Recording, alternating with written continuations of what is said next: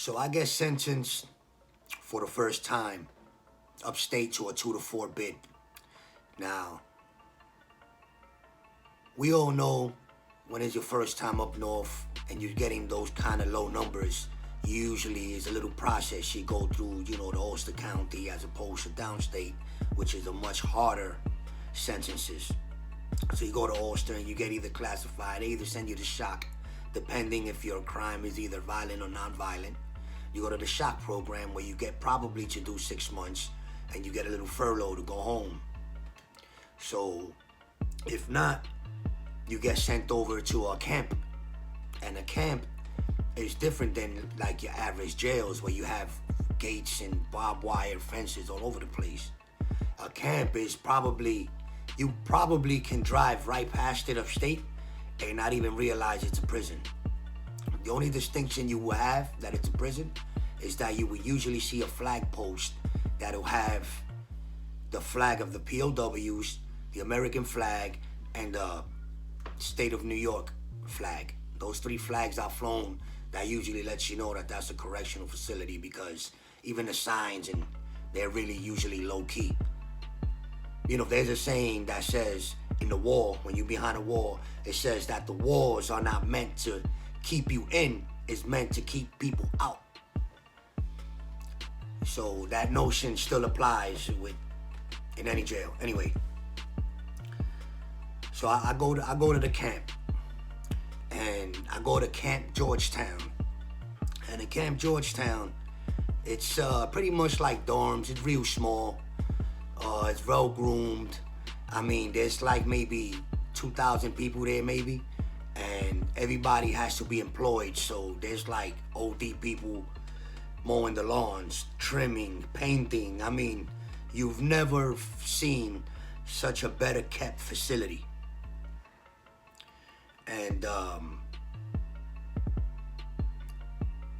there I meet a couple of people, probably of interest. I met Jujo, Fat Jujo from the Boulevard, which people knows him from running with Chicky at the time.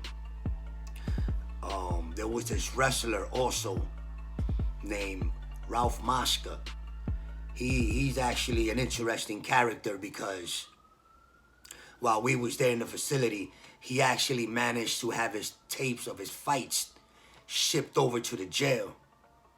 And we didn't know it at the time, but when we used to run recreation, we used to watch movies. And movies is the big thing. I don't care what jail you're in. You usually got the local stations and, you have your movie night. And movie nights is a big thing. Sometimes, they'll play the tape or whatever. So one time we was in movie night and they pop in the tapes of Ralph Maska's fight. And we sitting there in the recreational area and we're looking at Ralph like, is that you? This guy sitting next to us the whole time, he was gonna get formed on when we went to Ulster County. We had an incident because he was so good in basketball, he pissed a couple of people off and he was gonna get formed on. So we came through the reception together. But the whole time, he was a wrestler for WWF at the time. And he has even wrestled people as the likes of Razor Ramon, the IRS, and others. He was more like one of those wrestlers that are the stunt dudes. You know how the average wrestler would come in with their performance, attire, their outfits, the macho mans with the capes. No, this guy was just a regular bodysuit stunt dude. So I used to go out and work out at nighttime. And, there was a lot of different cliques that used to have different sections of the weight area locked down. Little areas here and there. So being that I was neutral at the time, the King used to be like, yo, come on, work out here, And I was working out with the Kings for a while before I was approached by a very big, huge individual named Tiny. And all Tinys are big, right? And yeah, he was the one that was like, yo, you've been working out with us, and You know, you like the way you carry yourself, you king material. And I've heard that before because before I came up to Georgetown, I was had a brief conversation with Super because he used to go in and out because he was fighting a very, very ugly case at the time. And he was one of the first ones, actually the first one to be like, yo, you king material. You know, when you go upstate, let them know. I said, to put you on probation, but I never played that card. I came and did my observing and, liked what I see, and everything was cool, before I got approached for the second time and I took the offer. So now I'm king. And it's kind of ironic because even before that, the administration had me down as I was with the gang ties, and I really wasn't. Administration used to do that a lot, just to have the zero, just to have the drop on you. They'll put you there, and it happened a lot. They'll label you as something, and you're not even down with it. So you can have somebody that's, let's say, any gang member, and he has a fight, but that gang member is your friend, and y'all fight together, and has it in his record that he's a gang member. Guess what? You just got labeled a gang member. Somewhere in your files, it's gonna say, yeah, he's with this. So I was kind of already in that spectrum. So I did what we do, did the probation thing, got on my grind, got on my studying, and within 4 days, I get my first rumble. And it was in the weight area. Everybody had their weights area on lock. So, of course, our biggest ops at the time were the 5%ers, of course. And, there was some Debo 5%ers, real big, huge guys that wanted to come in and Debo some benches, and it formed. And when it formed, that was a very interesting rumble because everybody seemed to have a weight bar, a loose weight. I mean, it was the first time where I was like actually in that environment where some shit went off in the gym and everybody's catching a lace. Bing, bing, bing. Everybody's getting hit. Everybody's doing hitting. Things is flipping. The benches is flipping. You already know they come in, snatch everybody up. I got away with that one, but that was the first time I was in a rumble as a king.